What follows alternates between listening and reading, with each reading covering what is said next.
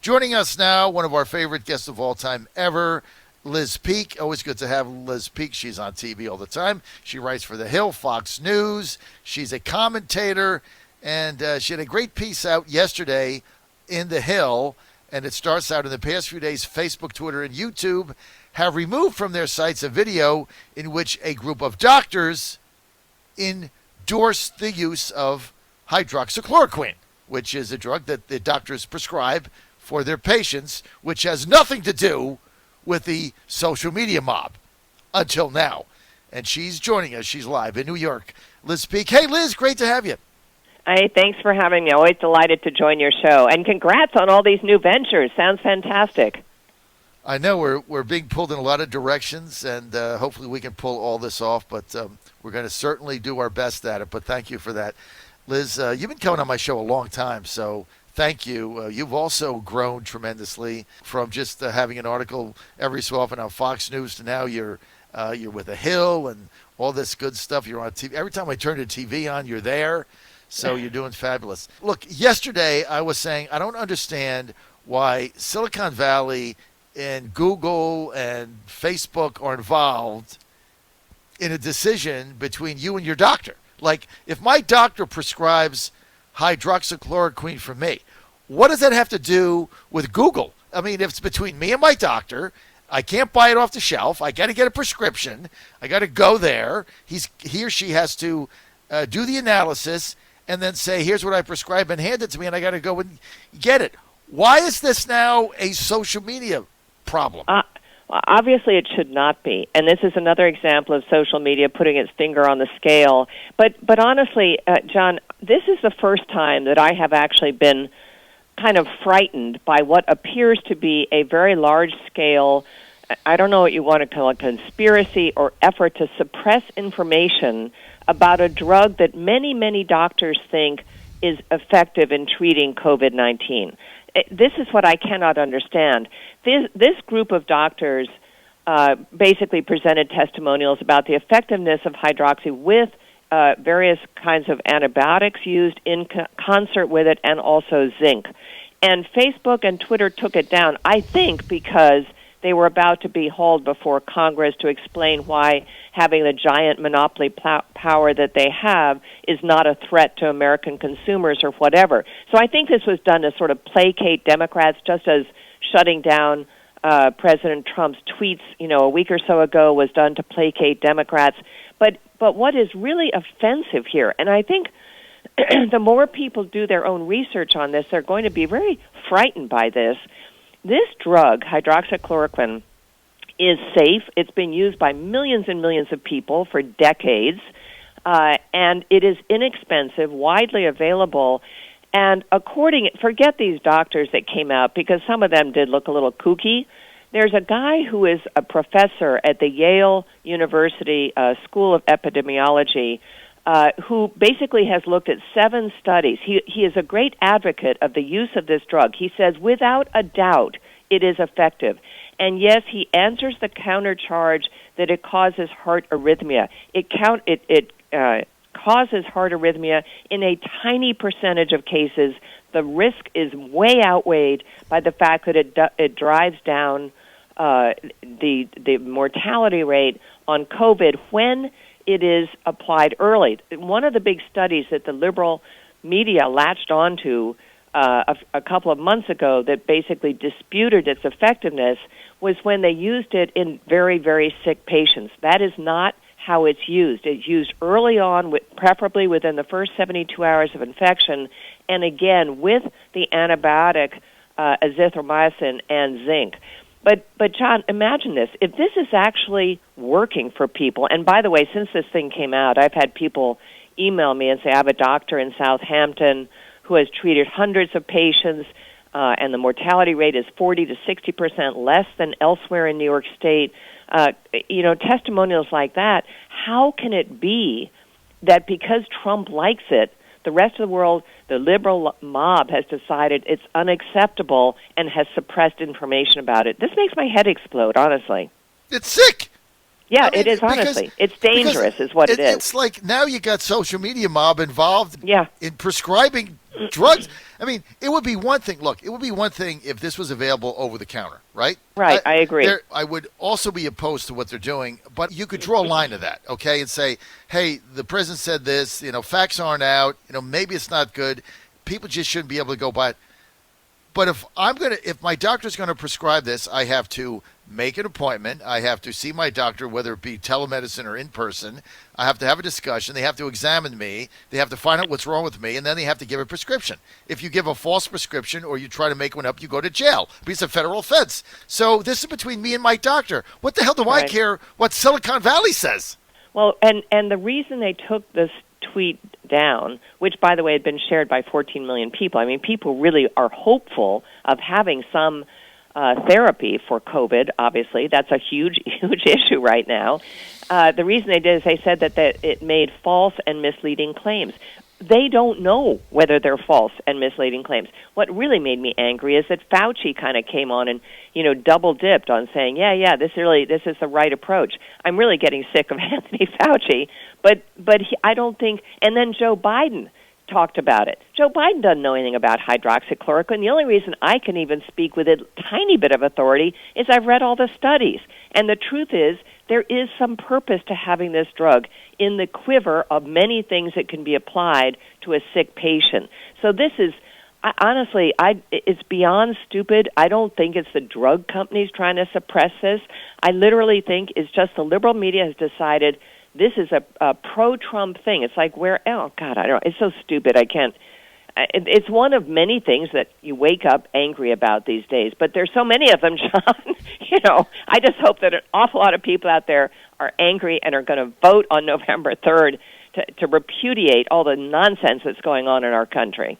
It's a clown show going on right now. Oh, my gosh. You're right. The hydroxychloroquine's got to be everybody's wake-up call because the president likes it, and he used it, and it was prescribed by his doctor, and he said, hey, this could be something, this could be a good therapeutic, and because he said it, everybody has to run around and decide it's terrible. I mean, I agree with, exactly. Go ahead. No, I mean, and of course, it's not just this one issue. Literally, he could come up with a cure for cancer, and I've said this before, and everyone, the headlines would be, he puts oncologists out of business. I mean, it is remarkable to me, the onslaught against this president. There is nothing he can do that's right. Everything he does is wrong. And yet, it's interesting because the impact of that is pretty moot because an awful lot of Trump supporters are sticking with him, and thank heavens. But it really, I think the other thing that really concerns me is the power of the liberal media and their incredibly increasingly dishonest portrayal of the news. When Jim Jordan played that clip of rioting in Portland recently, there's a very good reason to do that. CNN viewers and MSNBC viewers have not seen that. They don't know that there's things going on in our country, in our cities, that are dangerous and lawless and that really should concern any American that cares about black lives or any lives. These cities, which were just a heartbeat ago very safe, like New York City, are now becoming unsafe. Who suffers in that? It's not Park Avenue residents. It's the people who live in the Bronx and in Harlem and others. And, they're supposed to be the people we're trying to help right now. Well, we're doing the opposite. We're Absolutely. hurting them. Absolutely. And we're with Liz Speak. You can read Liz Speak. You can go to the easiest thing. Go to LizSpeak.com. Follow her on Twitter at Liz Speak, LizPeek. She's also writes for Fox News, The Hill. You can find her all over the place. But if you just go to her site, it's all there.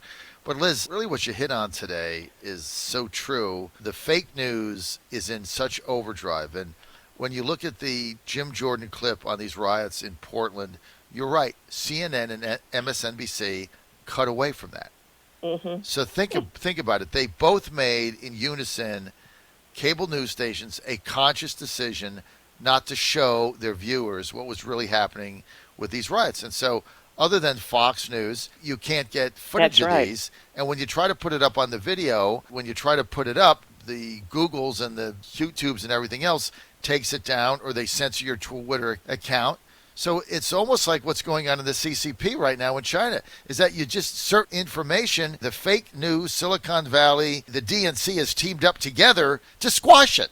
Yeah. This is So unheard of. how do you fight back against this? I honestly don't know. I mean, other than Fox News and a few other conservative outlets that are trying to tell people what's really going on in this country, and I'm not talking crazy stuff. I'm talking about what's actually happening, real life, what we're seeing on the streets of Chicago and New York and Baltimore and Washington and now Seattle and Portland and these other cities.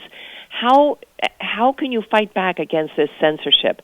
I don't know, and it's really alarming to me. And it used to be, by the way, that you fought back through Twitter and through Facebook and these supposedly neutral platforms. Well, now they're no longer neutral, and so there's Parler, yes, but I don't think that has the reach that obviously that the others do, right. And so I really don't know. What you have to do is get 10 of your friends, find 10 people, and be sure they get out on November 3rd, absentee ballot or in person, and they vote for Trump. That is really the only way to fight back. I agree. If they win, Liz, and they get full power, they meaning the DNC, in 2 years, forget it. You're not going to recognize the United States. John, I wrote a piece. I wrote a piece that came out Monday on Fox talking about if the Democrats take the Senate. I don't think people have been paying attention to what the House has been up to because it hasn't really mattered. All the bills that they've passed in the House, they don't go to the Senate because Mitch McConnell and the Republicans are in charge of the Senate. So they've been just sort of piling up in the House. But people need to look at that because what happened in New York State is sort of educational. In New York State, the Democrats only controlled the Assembly and the governor's mansion for a long time. Then all of a sudden in 2018, they took the Senate. And this whole backlog of horrifying progressive measures like no bail, full-term abortion, and gun control laws went through the Senate because now it was controlled by Democrats suddenly. That is what's going to happen in this country. And the laws that the House have passed are things like no longer offering protections or civil protections to gun manufacturers. Our gun industry would disappear if that passes. So much for your Second Amendment rights. It's open borders, no longer having any kind of criminal penalty for entering the country illegally. It's studying reparations, which is sort of next step to reparations, which I think is the most divisive and crazy thing that's ever been suggested in this country. All these bills are stacked up in the House. And believe me, if they control the Senate, you're going to see them go through the Senate and become law. It is the most horrifying thing because there's no checks on these people. I'm sorry to keep talking, go ahead. Here's the other thing. Because now you have these far-left Democrats like AOC and her ilk in the House who are so far left, they are basically primarying establishment Democrats. We saw Eliot Engels, long-term guy in New York, get bounced by a progressive Democrat. All of these establishment guys, including Nancy Pelosi, are terrified of this progressive left wing. So you have two things happening. One, possible Senate takeover, and secondly, the agenda for Democrats has now become crazy left wing. And Biden, anyone out there listening to your program who thinks Biden is a moderate has to do their homework, go on the platform that he put together with Bernie Sanders and see what he really stands for. He is not a moderate. He is basically a blank slate, and the progressive left is writing his story. And so people don't realize that what you have right now is you're involved in a revolution. Yeah, and the revolution is by the left, the far left. And they're having a revolt right now. There is a revolution in America by the far left, and they're being backed by the fake news, lying legacy media that backs them, doesn't tell you the truth about what they stand for or what they're trying to do. But it's like you have to stop a revolution because they want to transform the country into something that is unrecognizable. When Biden said the other day, this went under everybody's radar screen except mine. He said something. He said it, right? I mean, he didn't read it. Maybe he did, but he said it. He said, I'm going to end it. You elect me, and I will end shareholder capitalism. Remember he said that? Yeah. I want everybody. Great line. A great line, and people are dismissing it like, oh, well, he didn't really mean that. Yeah, he did mean that. That is words that were written for him by Elizabeth Warren and Bernie Sanders. Those guys did not win the nomination because people thought their policies were too far left and too damaging to the United States. Guess what? That is what Joe Biden is now spouting. He is, as I said, a blank slate. There is no Joe Biden. I mean, that is literally the case. And it's going to be very interesting to see when he picks a VP who that person is. It's going to say a great deal about how this ticket is going to look. I mean, he's going to pick somebody that's going to help him win. That's has been exactly my right. position from the beginning. Like, they just want power. And I think it's going to be Kamala Harris. I don't think it matters that they don't get along or he doesn't think she's a team player. The Democratic Party is going – look, it's the liberals and the left that allowed him to be their nominee. They allowed it, right? Yeah. They gave him permission to lead the party. That's basically what happened, Liz. They That's gave right. him permission, right? And Yep. now they're going to pick the VP, and that VP is going to be based on who can win because they want Trump out that bad. That's why Obama came out yesterday at a funeral for John Lewis, who I would consider a friend of mine. I've met with him I've interviewed him probably 10 times live. Great guy, got his head beat in, super guy. I mean, at his funeral, Obama's there politicizing it, throwing out red meat. They want power. They don't care what it takes. They don't care how they get it. But when he said, I'm going to end shareholder capitalism, it's a catchy line. What does that mean? Yeah. That means if you own property, you're a shareholder in capitalism. You want to end that? Like, they want to take your home? And then when they talk about reparations, here's what they want to do. They want to have different levels of tax based on the color of your skin. So if you're white, you pay 10% higher than if you're a person of color, or some variation of that. Or they're going to simply confiscate wealth from person A and give it to person B. I mean, that's called communism. That's what this whole thing is about. End shareholder capitalism. It went over everybody's head. Basically, what that means is we'll decide if you can own a business. We'll decide if you can own a house. We'll decide what you can own and what you can get involved in. That's what that is. People don't really realize how far crazy these people are. Well, I think what's worrisome is if you really wanted to undermine a country, first of all, you undermine their education, so people don't really know what they're talking about. And in this instance, what you're talking about, undermining our economy, how many people have been taught in their universities that capitalism, shareholder capitalism, is a good thing? Probably zero. They have heard about socialism and communism and different structures, but they never hear that capitalism is the one system that has enriched hundreds of billions of, I should say not hundreds of billions, billions of people around the world over time. And what is so offensive to me is that the alternative, the socialist model you're talking about, always fails. It does not work. You cannot, basically we're talking about how you distribute the goods of a society. You do not solve that equation through socialist measures. It doesn't work because it basically invites in gigantic corruption. Well, Our they market, know that, Liz. They I know, but they they know that. I guess, I It's guess power. they just look. They want power. They want the corruption. They It's want true. the corruption, Liz. Yeah. AOC wants to be in charge of the corruption. They want the corruption. They want the power.